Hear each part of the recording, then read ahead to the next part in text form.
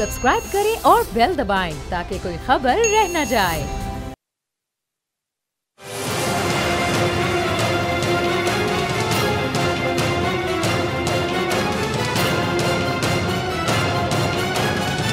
It's time for Jameel Farooqi on National Debate. Good evening. Welcome to National Debate. Pakistan की सियासत चाहे कैसी भी हो, इस सियासत में जमात इस्लामी का अपना किरदार है। जमात इस्लामी चाहे पाकिस्तान की सियासत में इनएक्टिव भी क्यों ना हो, तब भी जमात इस्लामी का पाकिस्तान की सियासत में किरदार हमेशा से रहा है और उसको कभी भी नज़रअंदाज नहीं किया जा सकता। आज की one on one exclusive national debate में हमारे साथ मौजूद हैं अमीर जमात इस्लामी पाकिस्तान जनाब सिराजुल हक साहब। सिराजुल साहब, बहुत शुक्रिया आपके वक्त के लिए। आम आदमी के मसाइल के ऊपर बात करना बनती है और आपसे बेहतर कोई कर नहीं सकता, क्योंकि जितना सादगी पसंद आप हैं, आपके साथ मैं उठा हूँ, बैठा हूँ, मैंने आपके साथ खाना भी खाया, मुझे तो कहीं से नहीं लगता कि एक इतनी बड़ी जमात का सरबरा इतना सादा तबीयत है। तो एक आम आदमी का मसला आपसे बेहतर तो कोई हाईलाइट नहीं कर सकता था। तो इतने अरसे से हम देख रहे हैं कि जमात इस्लामी उतनी प्रोएक्टिव नहीं रही जितनी होनी चाहिए थी, उसकी वजह क्या है? बिस्मिल्लाहिर्रहमानिर्रहीम। बहुत शुक्रिया, आपने बहुत बुनियादी क्वेश्चन किया। अगर हम पाकिस्तान की सियासी तारीख़ का जायज़ा ले लें तो हर कौमी इशू पर और फ़र्द की इशू पर, ख़ानदान की इशू पर जमात ही ने रिस्पॉन्स किया है। अभी गुज़श्ते दिनों जमात इस्लामी ने 40 दिन मुसलसल इस्तेहकाम ख़ानदान पर मुहिम चलाया। आपको पता नहीं चला होगा? नहीं, मुझे पता है, ज़ाहिर है मुझे पता है। लेकिन बड़े जलसे किए, सेमिनार किए, प्रेस कॉन्फ्रेंस की, इसलिए कि हमारे मुल्क में ख़ानदान ही एक छतरी रह गई है जिसके तले आकर इंसान को एक सुरूर और सुकून, इत्मीनान और अमन और खुशी मिलती है। अब हमारा दुश्मन चाहता है कि आखिरी छतरी भी ख़त्म हो, ख़ानदानी निज़ाम गैर मुस्तहकम हो, फिर सबूताज हो जाए। अब आप देखे हैं हमारे कौमी इशूज़ में सबसे अहम इशू इस वक्त महंगाई है, बेरोज़गारी है। ज़ाहिर है एक VIP या VVIP लोग इसको तो महसूस नहीं करते हैं, शहज़ादे और शहज़ादियाँ, लेकिन आम आदमी का आज के लम्हे में बहुत बड़ा मसला है। जमात इस्लामी गुज़श्ता कई महीनों से इस पर एक मुहिम चला रही है। कल भी हमारा बहुत बड़ा जलसा लियाकत बाग में हो रहा है। कल भी हमारा एक बहुत बड़ा जलसा कराची में हो रहा है, एजेंडा क्या है उसके लिए। और इससे पहले एक हफ्ता पहले हमने बहुत बड़ा जलसा किया मुल्तान में, उससे बहुत बड़ा जलसा किया बावलपुर में, सरगोदा में, गुजरावाला में, स्वात में, दीर में, हमारे बाजोड़ में। आने वाले जलसों का एजेंडा क्या होगा? यानी हर शहर में हमने, इसलिए कि आम आदमी का मसला वो सियासत से ज़्यादा ये महंगाई है।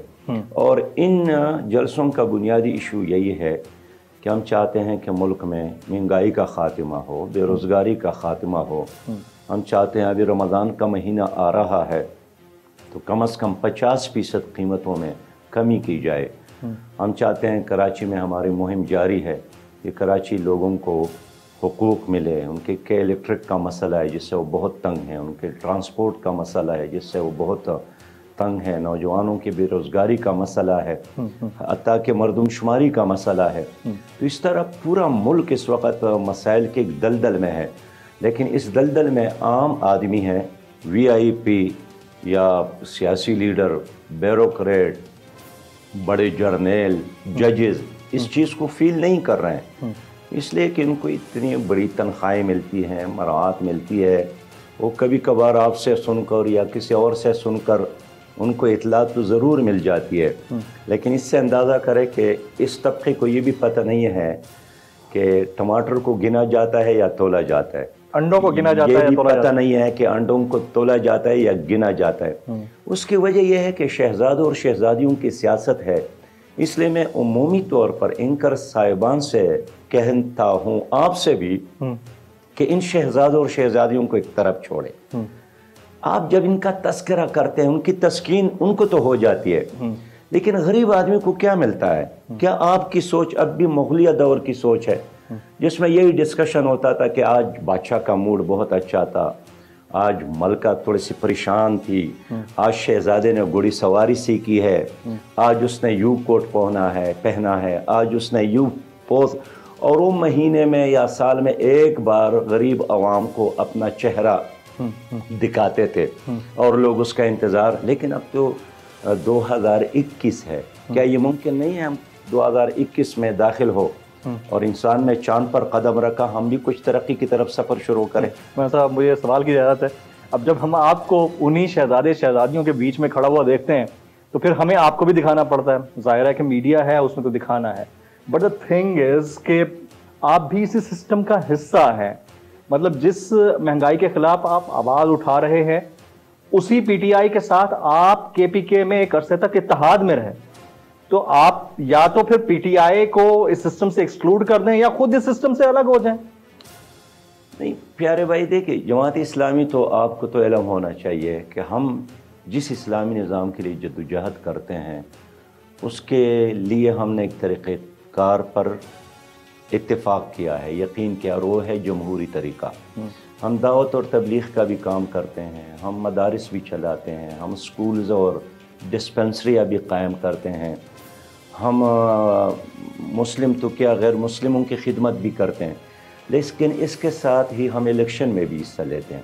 اس لیے کہ ہمارا یہ خیال ہے کہ اقتدار میں آئے بغیر ہم اس ملک کا نظام تبدیل نہیں کر سکتے.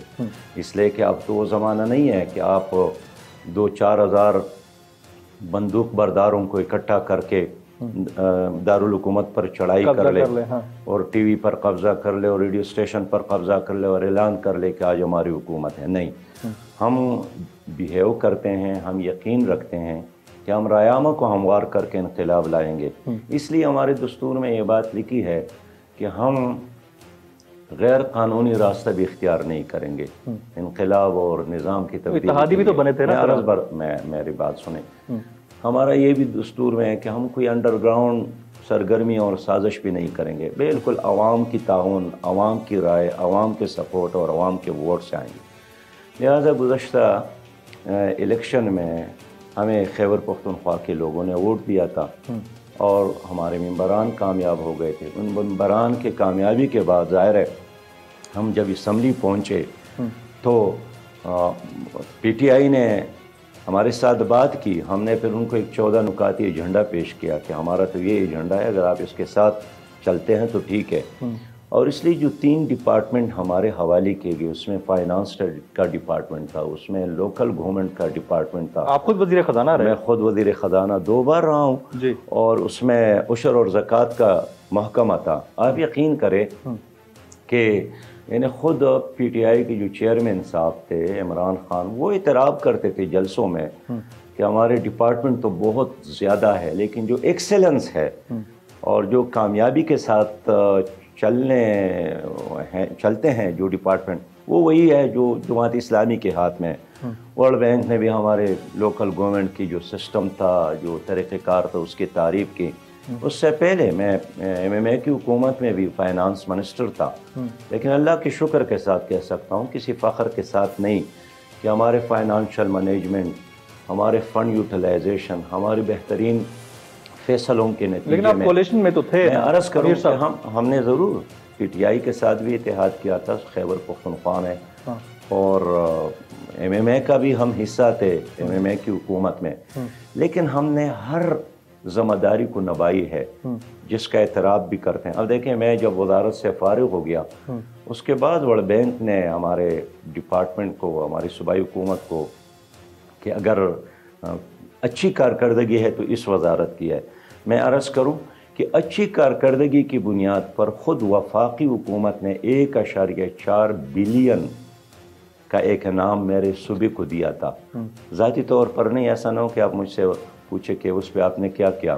میرے صوبے کو اگلا سوال میرا یہی ہو سکتا تھا بھائی. ظاہر ہے میں نے 3 سالوں میں اپنے صوبے کو قرض فری صوبہ بنایا تھا, اور جب وزارت سے فارغ ہوا, لوگ تو نیب سے ڈرتے ہیں, میں پشاور کے سب سے بڑی مسجد ہے مسجد معبد خان، وہاں 8-9 ہزار لوگ جمعے کے دن نماز پڑھتے ہیں، وہاں ممبر پر کھڑے ہو کر اپنے آپ کو احتساب کے لیے پیش کیا۔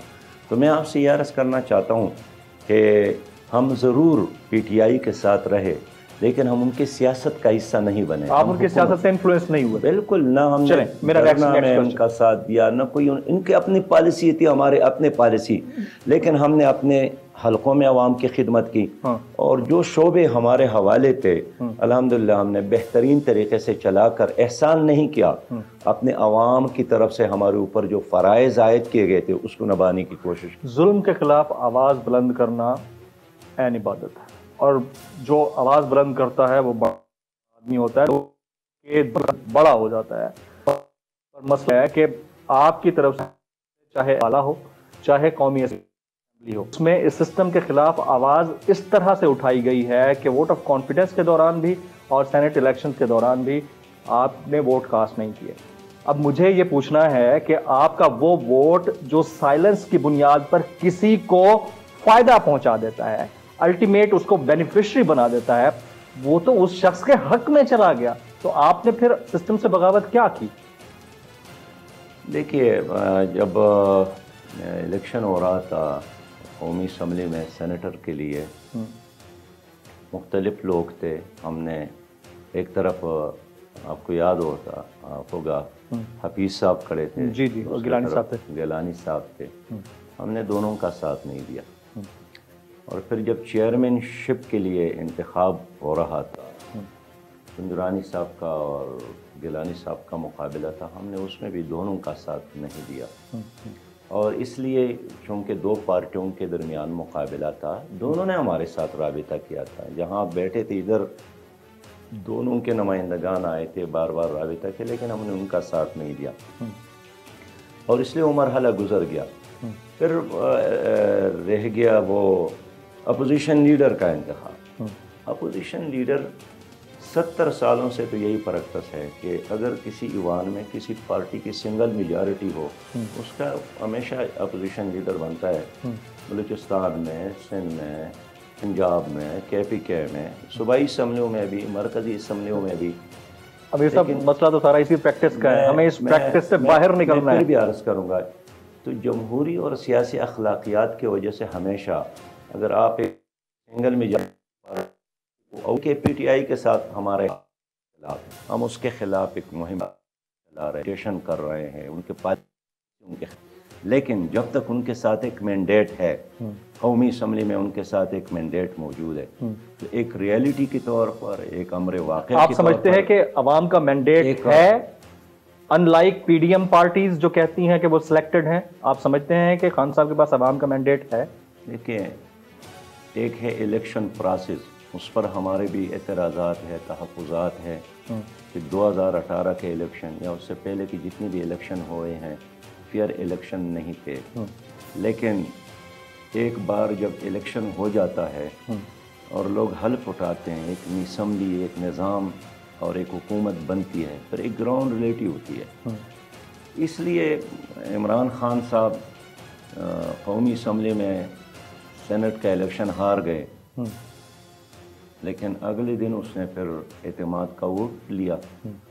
اس اعتماد کے ووٹ لینے کے بعد وہ ایک وزیر اعظم کے طور پر رہے، لیکن اگر وہ ہارتے، اعتماد کا ووٹ اس کو نہ ملتا، وہ وزیر اعظم نہ ہوتے، تو اس وقت تو قومی اسمبلی میں اس کی مصنوعی میجارٹی کہے یا تھوڑی میجارٹی کہے، لیکن ایک گراؤنڈ ریئلٹی کے طور پر یہ حکومت ایکسیپٹنس ہے کہ وہ پرائم منسٹر ہیں اور ان کے پاس اعتماد ہے، پبلک کا مینڈیٹ ہے۔ صوبوں میں صوبائی حکومتیں ہیں، گورنر ہیں، صدر ہے، ایک نظام موجود ہے۔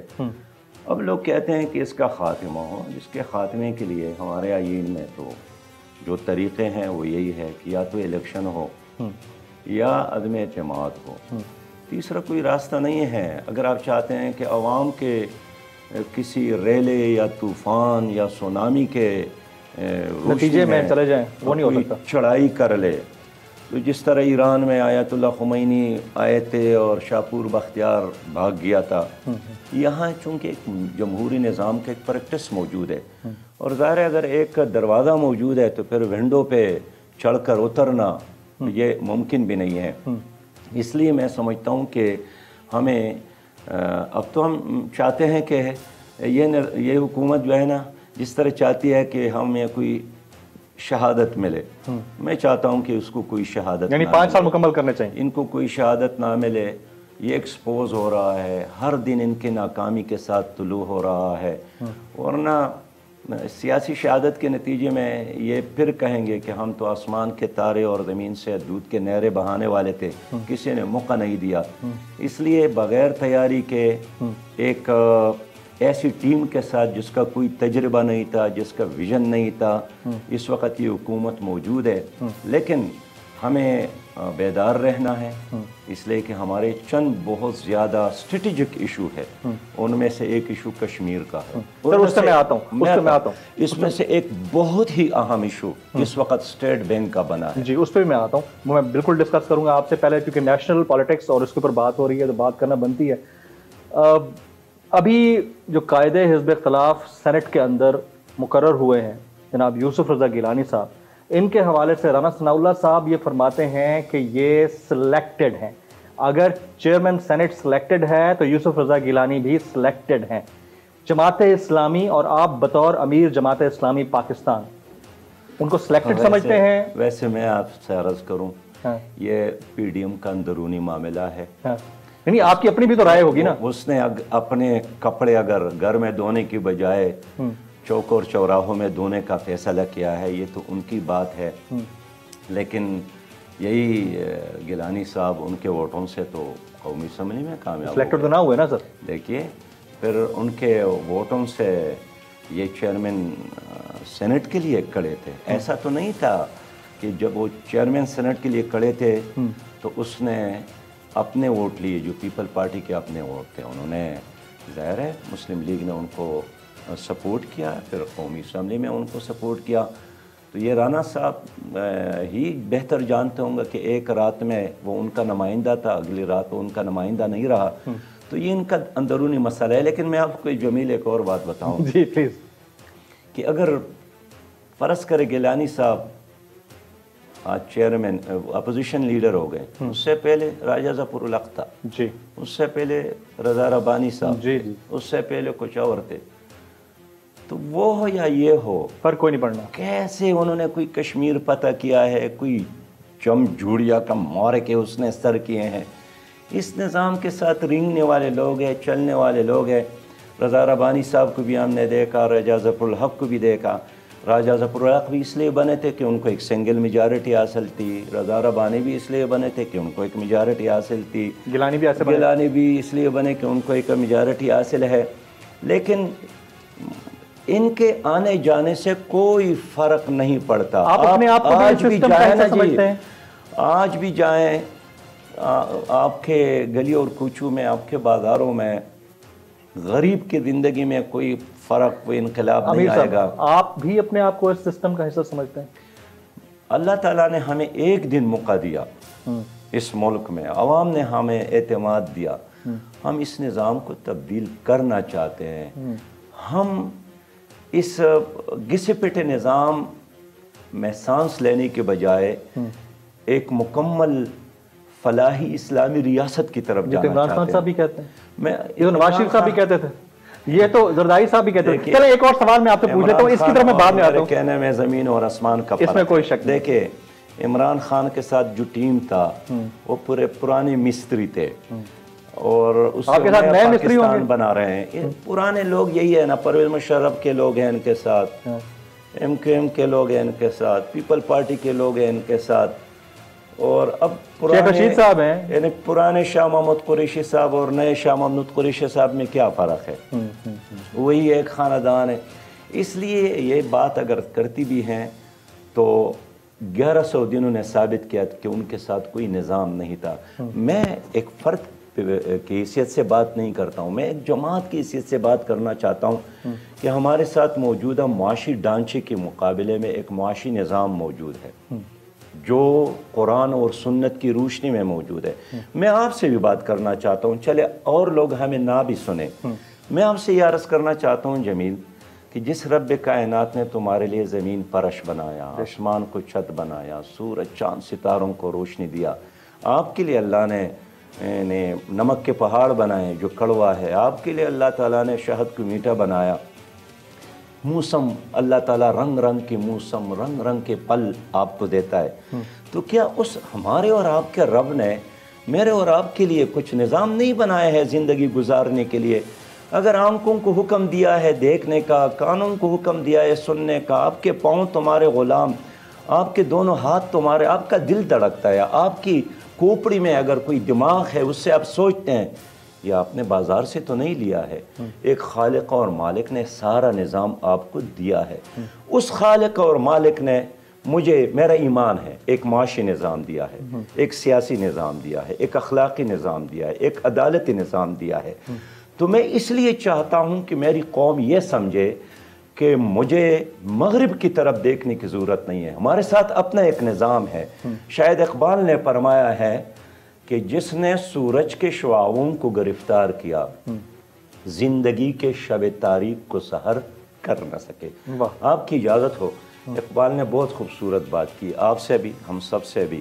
اس نے فرمایا ہے کہ آشنا اپنی حقیقت سے ہو اے دہقان ذرا، دانا تو، کیتی بھی تو، باران بھی تو، حاصل بھی تو، آہ کس کی جستجو آوارہ رکھتی ہے تجھے، راہ تو، راہ رو بھی تو، رہبر بھی تو، منزل بھی تو، وائی نادانی کی تو محتاج ساقی ہو گیا، میں بھی تو، مینا بھی تو، ساقی بھی تو، محفل بھی تو، شعلہ بن کر پونک دے خاشا کے غیر اللہ کو، خوف باطل کیوں ہو، خود غارت گرے باطل بھی تو۔ آپ جن ایجادات کی بات کرتے ہیں بخدا ان میں سے ہر ایجاد کے بارے میں آپ معلوم کریں مسلمان نے شروع کیا ہے۔ بالکل ٹھیک کہہ رہے ہیں آپ، ایجادات کی بات ہو رہی ہے نا، تو ایک ٹرمینالوجی حال ہی میں ایجاد ہوئی اور وہ آپ بھی جانتے ہیں ہم بھی جانتے ہیں، وہ ٹرمینالوجی ہے سلیکٹڈ کی۔ مجھے صرف ایک سوال آپ سے پوچھنا ہے، ایک قسم کی انتاکشری میں آپ سے کھیل رہا ہوں، مجھے بتائیے گا کہ اگر بطور امیر جماعت اسلامی آپ کو چوز کرنا ہو کہ ان تین لوگوں میں سے انتہائی سلیکٹڈ یا شدید سلیکٹڈ کون تھا، تو مجھے کائنڈلی میری رہنمائی کے لیے بتا دیجیے گا، عمران خان صاحب، نواز شریف صاحب یا آصف علی زرداری صاحب؟ ان میں سے کوئی بھی ایسے نہیں ہے جو اسٹیبلشمنٹ کے تعاون کے بغیر آیا ہو۔ انہوں نے ہر وقت ہر زمانے میں ان کی تعاون ہی سے سیاست کی ہے۔ نواز شریف صاحب اس وقت برطانیہ میں ہے، مسافر ہے، مسافر کا دل تھوڑا سا وہ ہوتا ہے، لیکن ہم اس کی، آپ انہیں انتہائی سلیکٹڈ کا درجہ دے رہے ہیں۔ میں فرد پہ بات نہیں کرتا ہوں، میں اس کے پارٹی کی بات کرتا ہوں، اس کے نظام کی بات کرتا ہوں۔ آپ کو یاد نہیں ہے کہ ان کو بھی انہوں نے سہارا دیا، پیپل پارٹی نے بھی اور موجودہ حکومت نے بھی۔ اس لیے میرا تو مطالبہ یہی ہے کہ اسٹیبلشمنٹ کی عزت وقار اسی میں ہے کہ وہ غیر جانبدار رہے، اور اس ملک کی بقا بھی اسی میں ہے کہ وہ غیر جانبدار رہے۔ لیکن جب وہ کسی کا ساتھ دیتے ہیں اور کسی کا ساتھ نہیں دیتے ہیں تو لوگ پھر اس کو ڈسکس کرتے ہیں، پہلے دبے دبے الفاظ میں، اب جلسوں میں بھی لوگ اس پر بات کرتے ہیں۔ اور آج بھی جو لڑائی ہے پی ڈی ایم اور پی ٹی آئی کے درمیان، جمیل، یہ لڑائی خارجہ پالیسی پر تو نہیں ہے، تعلیمی پالیسی پر، ذاتی مفادات ہیں، معاشی پالیسی پر تو نہیں ہے، یہ اس پر ہے کہ جو فیڈر ہے دودھ کا، یہ آج اگر ایک کے منہ میں ہے تو میرے منہ میں کیوں نہیں ہے، مفادات کی بنیاد پر۔ اس لیے میں کلیئر کرنا چاہتا ہوں، آپ شاید نہیں کر سکے، میں تو بات کرنا چاہتا ہوں، بتائیں کہ اسٹیبلشمنٹ کو بھی سیاست میں نہیں آنا چاہیے۔ ماضی میں اس نے جتنا کہہ تو دیا، D G I S P R نے کہا تو صحیح کہ ہم نیوٹرل ہیں، نہیں، یہ ثابت کرنا پڑے گا، جتنا وہ سیاست میں حصہ لیں گے اتنا ڈسکس ہوں گے۔ اور یہ میں ہمدردی میں بات کرتا ہوں، اس کو 8 گنا بڑی دشمن کا سامنا ہے، انڈین آرمی کا مقابلہ کرنا ہے، ان کے ایک پاورفل معاشی 5th جنریشن وارفیئر ہے۔ بالکل، تو آپ کیسے مقابلہ کر سکتے ہیں کہ ادھر بارڈر بھی آپ کا کرائسس ہے، ادھر بھی۔ اس لیے میں چاہتا ہوں کہ انڈیا کا ایک بھرپور مقابلہ کرنے کے لیے وہ انہی فرائض کو نبھائیں جو فرائض قوم نے ان کے سپرد کیے ہیں۔ انڈیا کی طرف ہم آتے ہیں، سراج الحق صاحب امیر جماعت اسلامی پاکستان ہمارے ساتھ موجود ہیں آج اس کے 1-on-1 ایکسکلوسیو نیشنل ڈیبیٹ میں، لیکن یہاں وقت ایک بریک کا ساتھ رہیے گا ہمارے۔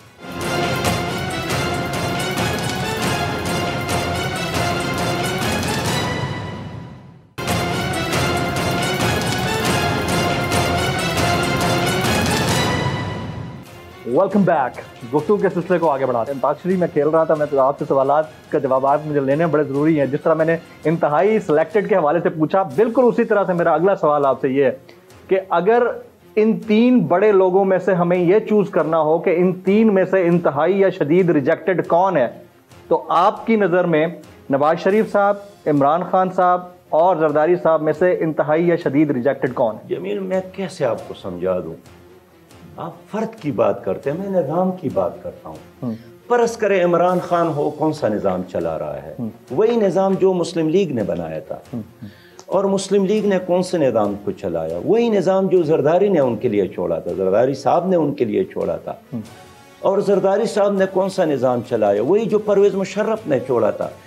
इसलिए इसमें ये 3 नहीं है, आप इसको एक समझे ताकि आपका मसला। इमरान खान साहब, जरदारी साहब, नवाज शरीफ साहब तीनों एक हैं। ये एक निज़ाम, सिर्फ फेसेस चेंज हुए हैं। ये एक निज़ाम ही के यानी वो है, फिलर है। अच्छा, एक स्टेटस को के फ्रंट फेसेस है बस। बिल्कुल, इसके ये इनमें से जो भी आएगा वही निज़ाम चलाएगा। मेरे पास एक यूरोपीय यूनियन का सफीर आया था, उसने मुझे खुद कहा पीटीआई हो, मुस्लिम लीग हो और पीपल्स पार्टी हो, जो भी आएगा हमारा निज़ाम चलाएगा। मुझे कहा कि आपके बारे में आया, हमारे तहफ़्फ़ुज़ात यही है कि आपके साथ अपना एक निज़ाम है। आप अपनी माशी निज़ाम, एक सियासी निज़ाम, तालीमी निज़ाम, समाजी निज़ाम, अदालती निज़ाम रखते हैं। इनमें से जो भी आएगा उससे हमें इख्तिलाफ नहीं हो, हमारा निज़ाम चलाएगा। हमारे वर्ल्ड बैंक से और IMF से कर्ज़े लेगा, डिक्टेशन लेगा, हमारा कल्चर लेगा, हमारा तहजीब अपनाएगा। इसलिए मैं अर्ज़ करना चाहता हूँ कि अब पाकिस्तानियों को समझने की ज़रूरत है कि तीनों पार्टियाँ ये 3 नहीं है, ये एक है, ये एक निज़ाम के अलावा। लेकिन सर आप खड़े तो उन्हीं के साथ होते हैं। अभी आपने कुछ दिन पहले बिलावल भुट्टो के साथ प्रेस कॉन्फ्रेंस की है। मैं जमील साहब मैं इसलिए अर्ज़ करना चाहता हूँ कि 73 सालों से इन्हीं लोगों ने हुकूमत किया।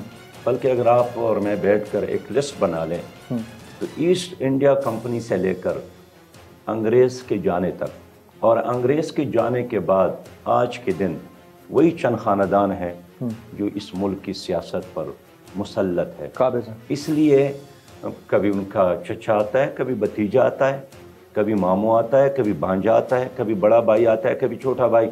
आपसे मैं पूछूं कि अब मोहतरम असद उमर साहब और ज़ुबैर उमर में क्या फ़र्क है?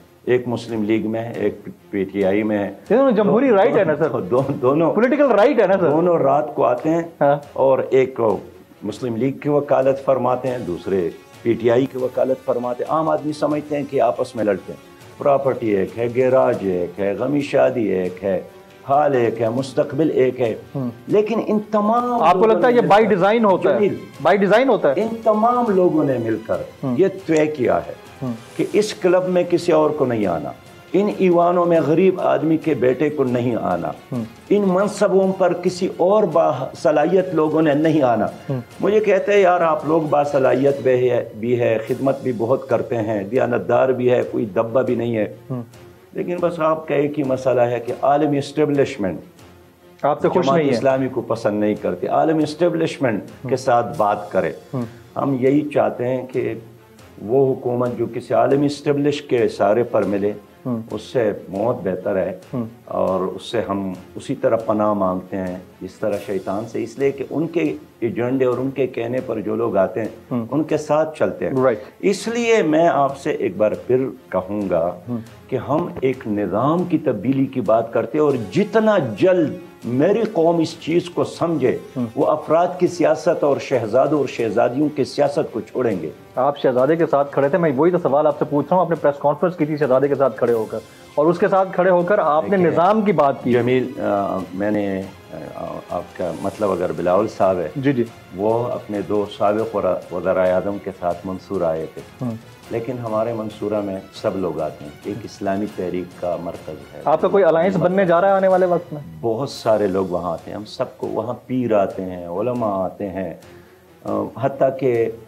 गैर मुस्लिम आते हैं, बाहर ममालिक के सफ़ीर आते हैं, सियासी लीडर आते हैं।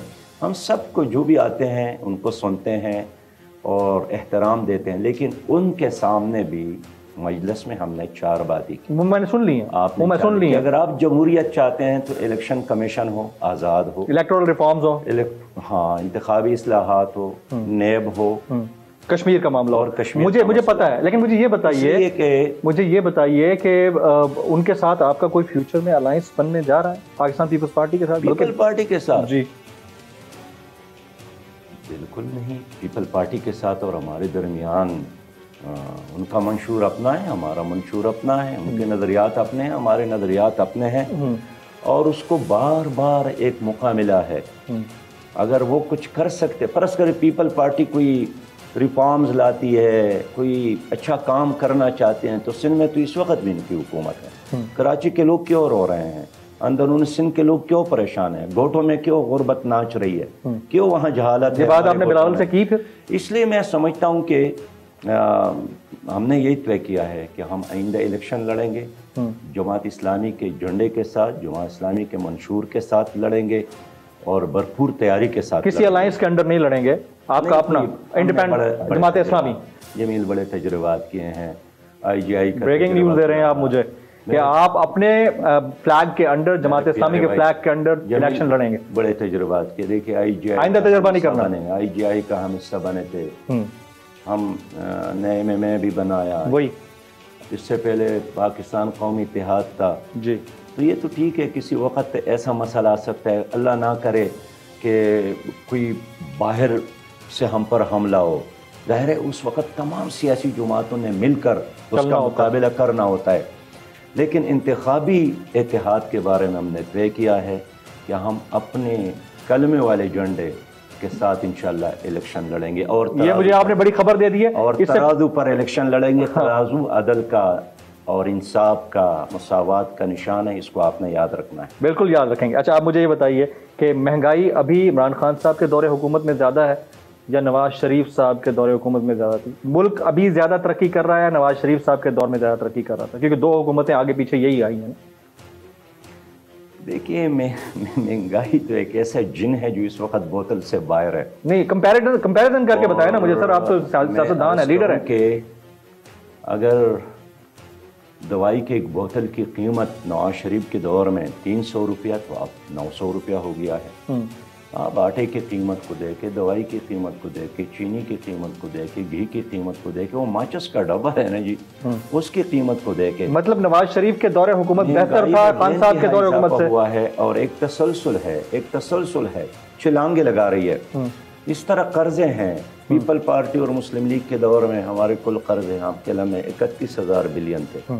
اب اس حکومت نے بڑی محنت کر کے اس کو 45,000 بلین تک پہنچایا ہے, اور مزید اس پہ ان کا کام. You mean to say کہ نواز شریف صاحب کے دور حکومت بہتر تھا کمپیریٹیولی؟ جو میں آج بات کر رہا ہوں نا کہ نواز شریف صاحب کی حکومت میں بھی غریب عوام مشکل سے 2-4 تھے, یہ میں اس وقت بھی کہنا چاہتا تھا. اس لیے کہ اس سے پہلے جو 5 سال تھے اس سے بہتر تھے. اس سے پہلے یہ تباہی اور بربادی کا ایک مسلسل سفر ہے, مسلسل ایک اسی میں اسی کا تسلسل ہے. یس, اسی کا ایک تسلسل ہے. تو پرویز مشرف کے بعد زرداری صاحب کے بعد نواز شریف صاحب. اگر 2 حکومتوں کا کمپیریٹیو انالیسس کرتے ہیں, خان صاحب کے 2.5 سال اور نواز شریف صاحب کے 4.5 سال یا 5 سال, نواز شریف صاحب کا دور حکومت بہتر تھا یا خان صاحب کے 2.5 سال بہتر؟ دونوں IMF کے کہنے پر, دونوں ورلڈ بینک کے غلامی پر راضی. آپ اس کے خلاف تھے, آپ ان کے بھی خلاف ہیں؟ میں بالکل, ہم اس کی بھی بات کرتے ہیں کہ اس دور میں بھی یہی نظام تھا, عدالتوں میں یہی نظام تھا, آج بھی یہی نظام ہے.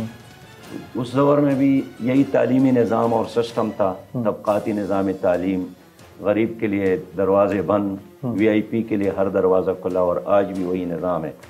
اس لیے پرانے لوگ ہیں, ذرا نئے سرخی پاؤڈر لگا کر اس وقت موجود ہیں. کوئی فرق نظام میں نہیں آیا, اور نہ اب بھی نظام کی تبدیلی پر کوئی لڑائی ہے. نیب کا کردار, آپ کو لگتا ہے کہ نیب ٹھیک کام کر رہا ہے؟ نیب ٹھیک کام اگر کرتا ہوتا بہت اچھا ہوتا, لیکن نہیں کر رہا ہے. نیب نے تو کوئی احتساب نہیں کیا. اب باقی کاموں کو چھوڑ کر میں ایک مثال دیتا ہوں. چلیں, نیب ٹھیک احتساب کر رہا ہے, میں یہ پوچھ رہا ہوں. میں یہی عرض کرتا ہوں کہ ان کا احتساب ٹھیک نہیں ہے, اس کا نظام ٹھیک نہیں ہے, اور وہ بھی لائک اور ڈس لائک کی بنیاد پر سارا سسٹم جاری ہے.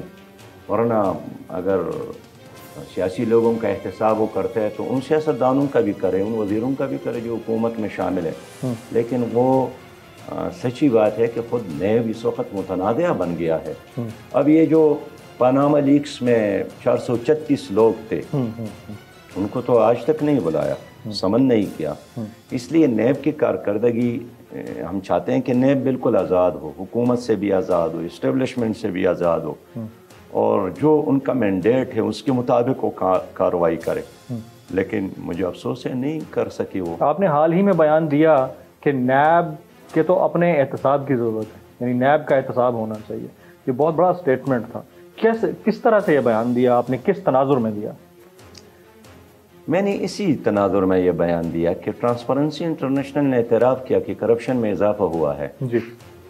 تو اگر کرپشن میں اضافہ ہوا ہے اور نیب پر اتنا خرچ ہمارا ہوتا ہے اور ایک شور مچایا ہے کہ ہم یہ کر رہے ہیں وہ کر رہے ہیں، تو ٹرانسپیرنسی انٹرنیشنل جو ایک بین الاقوامی ادارہ ہے وہ تو کوئی سیاسی پارٹی نے نہیں بنایا ہے. اس کا مطلب یہ ہے کہ کرپشن کے خاتمے کے لیے اگر یہ ادارہ وجود میں آیا تھا تو کرپشن میں اضافہ ہوا، کمی تو نہیں آئی. اس لیے میں چاہتا ہوں کہ احتساب کا ایک نظام ہو. میں یہ بھی وضاحت کروں کہ اس وقت احتساب کا ایک نظام نہیں ہے. میں اور وضاحت کر لوں، میں چاہتا ہوں کہ سیاسی لیڈروں کے لیے، بیوروکریٹ کے احتساب کے لیے، ججز کے احتساب کے لیے، جرنیلوں کے احتساب کے لیے ایک سسٹم ہو. ایک پاکستان ہے تو ایک نظام. تو کرنے بھی تو نہیں دے رہے نا خان صاحب، کرنا چاہ رہے ہیں کوئی کرنے نہیں دے رہا ان کو. دیکھیں آپ شو آف ہینڈ کے لیے بات کی تھی نا انہوں نے کہ اوپن بیلٹنگ کے اوپر مان جائیں ساری جماعتیں، نہیں مانے. آج خود چیخ رہے ہیں، چلا رہے ہیں. بات ساری یہ ہے کہ آخر کہیں سے تو شروع ہونا ہے. جمیل کہاں سے شروع ہوگا؟ سراج الحق صاحب سے گفتگو کا سلسلہ جاری ہے، لیکن یہاں وقت پر ایک بریک کا. ساتھ رہیے گا.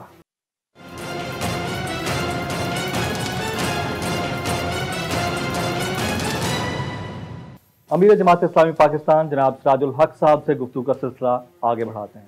دیکھیں اگر اوپن بیلٹنگ سے ہوتا یا بات ٹرانسپیرنٹ ہو چکی ہوتی تو جو بکے تھے وہ ایکسپوز ہو جاتے اور خان صاحب ووٹ آف کانفیڈنس نہ لے سکتے. جمیل میں جب بات کرتا ہوں نا کہ ایک نظام ہونا چاہیے، یہ کیسے ممکن ہے کہ اب ایک غریب مزدور ووٹ دیتا ہے، اس کو تو پولنگ بوتھ کے اندر لے جاتے ہیں، پردے کے تحت رکھ کر اس کو کہتے ہیں کہ آپ خفیہ طور پر اپنا ووٹ استعمال کریں اپنے ضمیر کے مطابق. آپ ایک مزدور پر، ایک ڈرائیور پر، ایک استاد پر، ایک پولیس پر، ایک غریب آدمی پر اعتماد کرتے ہیں، لیکن جو 5-10 لاکھ کا نمائندہ صوبائی اسمبلی کا ممبر ہوتا ہے آپ اس پر اعتماد نہیں کرتے. اس کا مطلب یہی ہے کہ آپ نے ان سے کروڑوں روپے لے کر، رشوت لے کر آپ نے ان کو ٹکٹ دیا. پیسہ چلا. آپ دیانتداری کی بنیاد پر 62-63 کی بنیاد پر امیدواران کا چناؤ کر لیں. نہیں، ہارس ٹریڈنگ ہوئی ہے سینٹ انتخابات اور chairman senate, deputy chairman senate کے انتخابات میں. پیسہ چلا ہے؟ نہیں چلا. آپ سے زیادہ بہتر کوئی نہیں جانتا ہوگا امیر صاحب. دیکھیے میرے ساتھ تو کوئی ایجنسیز تو نہیں ہے نا جی. نہیں، آپ اس سیاست کا حصہ ہیں. میں عرض آپ کروں باقاعدہ ایک بڑی جماعت کو ہیڈ کر رہے ہیں. میرے ساتھ کوئی انٹیلیجنس ادارے تو نہیں ہے کہ میں لوگوں کے ڈرائنگ روم میں جا کر ان کے ٹیلی فون ٹیپ کر کے. آپ کا تجربہ کیا کہتا ہے؟ اور ان کے چیزیں سن کر. لیکن خود وزیر اعظم نے کہتا ہے کہ ہمارے لوگ بک گئے، تو جب وہ اعتراف کرتے ہیں تو بک گیا ہوگا. بک گیا ہوگا. کشمیر کی آپ بات کر رہے تھے کیونکہ ٹائم ہمارے پاس اب کم ہے اور اس کے اوپر بات کرنا بنتی ہے. کشمیر پاکستان کی شہرگ ہے اور ہمارے قائد کے ویژن کے مطابق ہماری شہرگ کے اوپر مودی نے لات رکھی ہے after abrogation of article 35A and 37. تو حکومت پاکستان نے جو کچھ کیا آپ اس سے مطمئن؟ حکومت پاکستان نے کچھ نہیں کیا. مسئلہ یہی ہے کہ انڈین آرمی وہاں پر موجود ہے. 250 سالوں سے جو ریاست تھی اس کا خاتمہ ہوا. کشمیر کو انہوں نے وہاں کا حصہ بنایا. مودی نے پچھلے الیکشن میں جو 3 وعدے کیے تھے کہ بابری مسجد کی جگہ مندر تعمیر کرنا، مقبوضہ کشمیر کو انڈیا کا حصہ بنانا اور آزاد کشمیر کو ان سے چھیننا، کشمیر سے پاکستان سے چھیننا. اب ان 2 چیزوں پر اس نے عمل کر کے دکھایا. ہماری حکومت نے اعلان کیا تھا کہ ہم سفیر بنیں گے، بلکہ وزیر اعظم صاحب نے فرمایا تھا کہ میں کشمیریوں کا سفیر ہوں اور میں سلطان ٹیپو ہوں. لیکن عملی طور پر گزشتہ 1100 دنوں میں کچھ نہیں کیا. حتیٰ کہ ایک بار ہمارے وزیر اعظم صاحب نے اپنے بازو پر کالی پٹی بھی باندھی تھی. پھر فرمایا تھا کہ ہم ہر جمعے کو احتجاج کریں گے، لیکن بھول گئے وہ پٹی بھی کہیں گر گئی ہوگی اور وہ جمعہ وہ بھی بھول گئے. اور اس کے علاوہ یعنی جو بین الاقوامی محاذ پر اس کو لڑنا تھا نہیں لڑ سکے. اب تو پاکستان بالکل تنہا ہو گیا ہے. کشمیری لڑ رہے ہیں بیچارے, رو رہے ہیں, ان کی بستیاں برباد, ان کے قبرستان آباد. اس وقت بھی 18,000 سے زیادہ نوجوان ہمارے جیلوں میں ہیں. ساری سیاسی قیادت اس وقت جیلوں میں. حکومت کچھ نہیں کر رہی ہے, بلکہ الٹا انہوں نے گزشتہ دنوں انڈیا کے ساتھ ایک لحاظ سے سیز فائر کیا اور ایک دوستی کی طرف حکومت بڑھی ہے. اس کے جواب میں مودی نے بھی ایک خط لکھا, ان کو اپریشیٹ کیا, اور انہوں نے تو یہی امپریشن دیا کہ بس کشمیر بھول جاؤ, اور اب ہم نے باقی معاملات پر بات کرنی ہے, تجارت پر بات کرنی ہے, روٹس پہ بات کرنی ہے. اس لیے کشمیر اس وقت مظلوم ہے.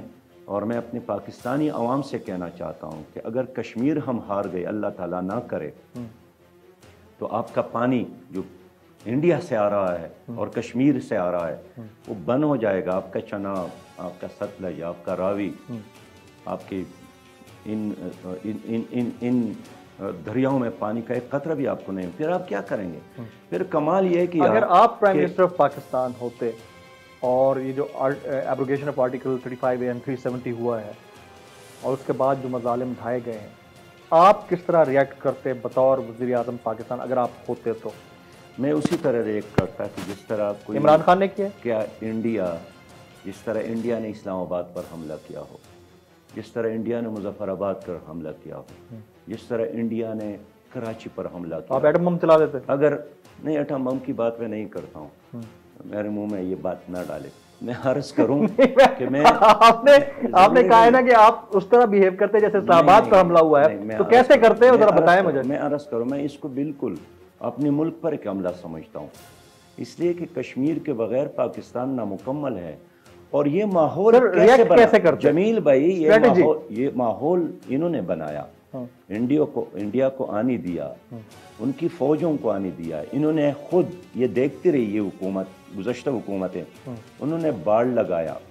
اور جب مقبوضہ کشمیر کے لوگوں نے پاکستان کی حکومت سے رابطہ کیا تو خود اس وقت کی حکمران نے کہا, پرویز مشرف تھے, کہ باڑ لگنے دو, میں اس کو 5 منٹ میں اڑا سکتا ہوں. اب دیواری برلن گر رہی ہے, یہاں انہوں نے دیوار برلن تعمیر کی.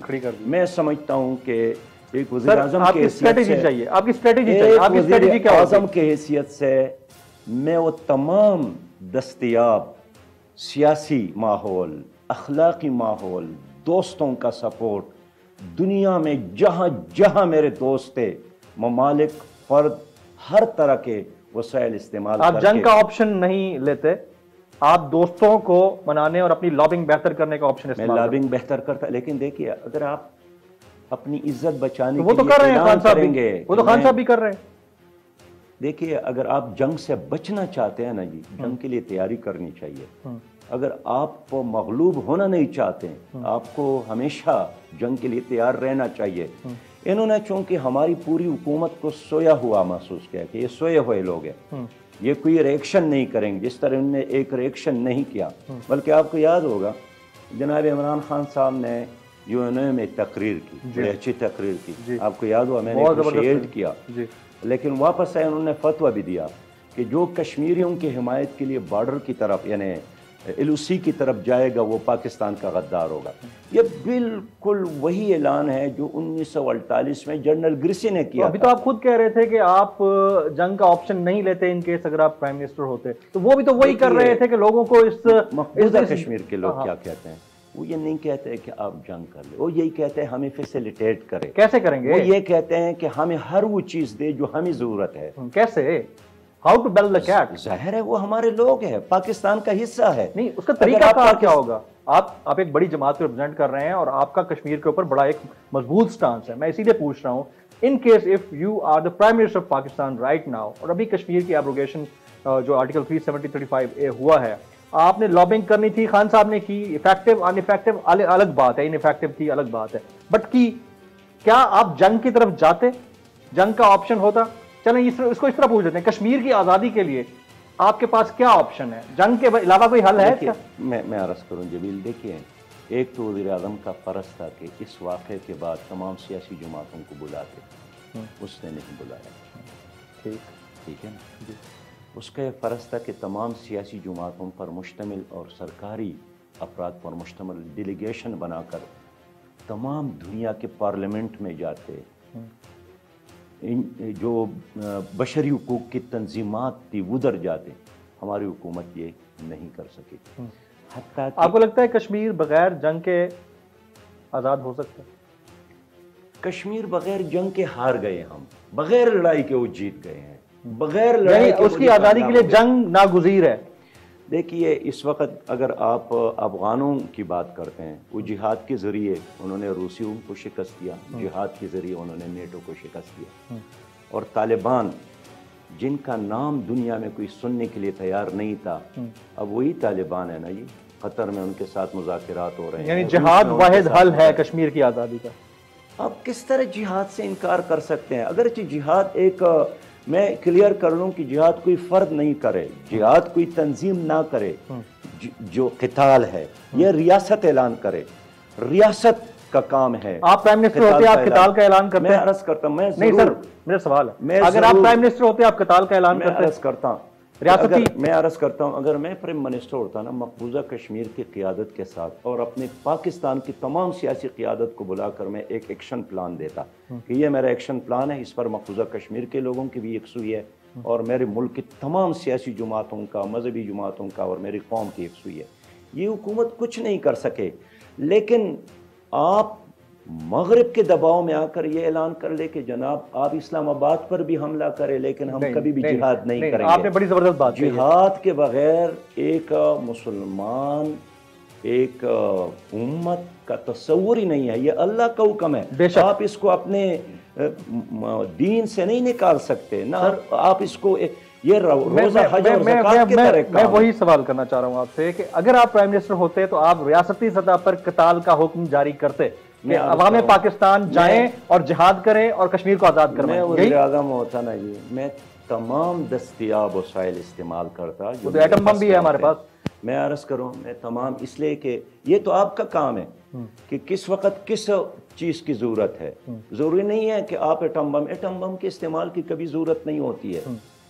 لیکن آپ نے ابھی کہا کہ قتال کے لیے آپ ریاستی سطح پر حکم جاری کرتے کہ جائیں لوگ اور جہاد کریں. پہلی بار تو نہیں ہے, 65 میں بھی ہم نے کیا, 65 میں بھی ہم نے کیا, یہ 48 میں بھی ہماری ریاست نے کی. یہ تو جب بھی کسی ملک پر حملہ ہو جائے اس کا فرض ہے. یہ تو بین الاقوامی جو چارٹر ہے یو این او کا وہ آپ کو اجازت دیتا ہے. یہاں پر ہم نے نظر انداز کیا, اس پر ہم پیچھے رہ گئے کہ ہمیں ریاستی جہاد کا اعلان کرنا چاہیے تھا کہ کشمیر میں جانے. میں یار نہیں کرتا ہوں. اس کے علاوہ بہت سارے آپشن ہماری حکومت کے ساتھ موجود تھے. وہ تو سارے اویل ہو رہے ہیں سر. ہماری حکومت یہ نہیں کر سکی کہ سیاسی جماعتوں کا اجلاس بلاتے. افسوس ہے یہ, کوئی مشترکہ اجلاس بلاتے وہ نہیں کر سکے. باہر کی دنیا میں جا کر شور بھی نہیں مچا سکی. خاموشی کے ساتھ بیٹھ کر فرمایا کہ میں ہر جمعے کو احتجاج کروں گا, اور پھر وہ بھی بھول گئے. مقبوضہ کشمیر کے لوگوں نے بھی نہیں کہا کہ اب بندوق لے کر ہمارے پاس پہنچ جائے. وہ کہتے ہیں ہمیں سپورٹ کرے, اخلاقی سپورٹ کرے, سیاسی سپورٹ کرے, مالی طور سے سپورٹ کرے. دنیا کے بہت سارے قوموں نے آزادی حاصل کی ہے, کشمیر بھی قوم ہے. ہماری وجہ سے نہیں ہونا چاہیے کہ وہ پیچھے رہ جائے اور غلام بن جائے. ان کو آزادی ملنی چاہیے. آزادی بالکل ملنی چاہیے. امیر جماعت اسلامی پاکستان جناب سراج الحق صاحب, ایک ویژنری ڈیبیٹ ہوئی ہے آپ کے ساتھ. میں نہیں ایکسپیکٹ کرتا تھا کہ اتنی زبردست ڈیبیٹ ہمارے درمیان رہے گی. آپ نے تمام سوالات کا بڑی خندہ پیشانی سے جواب دیا. آپ نے وہ ویژن سامنے رکھا ہے جس ویژن کی نوجوانان پاکستان, یوتھ, پبلک, عوام, عام آدمی کو ضرورت ہے. آپ نے ہمارے لیے وقت نکالا, آپ کا بہت بہت شکریہ. مہربانی سر, تھینک یو.